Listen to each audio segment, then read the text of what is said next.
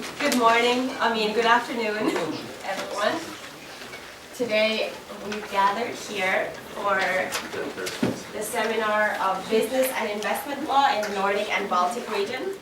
But they're still big investors, and the electricity in Denmark, 22% of that comes from wind energy. So we're really emphasizing and doing a lot to this market, and we're aiming at 50% probably within the next 10 years.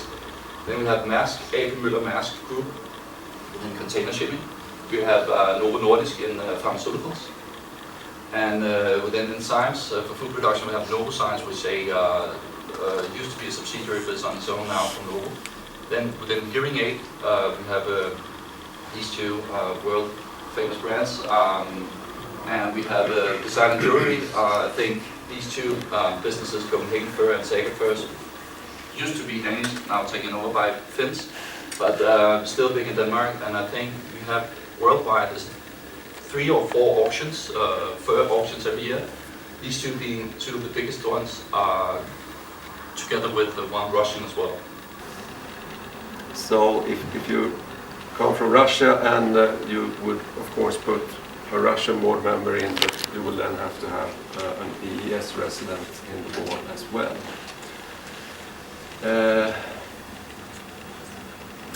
Detail, there must be someone registered within the Swedish Company Registry who is authorized to receive service of notice on behalf of the company.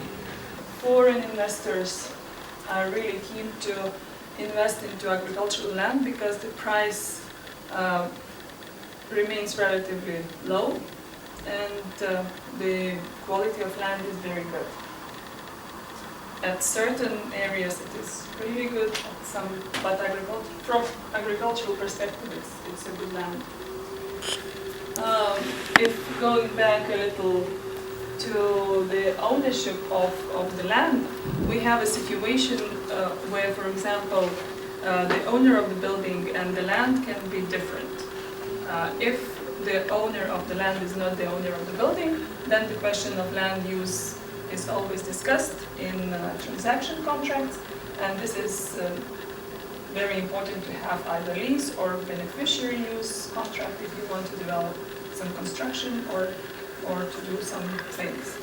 So if you can't buy the land from the state, in some cases, then you are allowed to have a lease up to 99 years, but in practice it's about 30, 50 years. Depending on how long term of use of the building can be. So we have such a phenomena like free economic zones in Lithuania. Actually we have 2 working zones for the moment. It is in Klaipėda and Kaunas. There are more established, but I think they are not active to the end. And the free economic zone is a very special, not very special, but this is a territory. To have an idea, this is the area, for example, for Kaunas and Klaipėda free economic zones.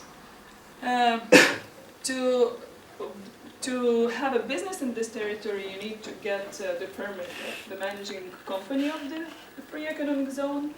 And not all activities are allowed in these territories. Manufacturing, building, wholesale trade, warehousing, transport is allowed, according to the law, actually.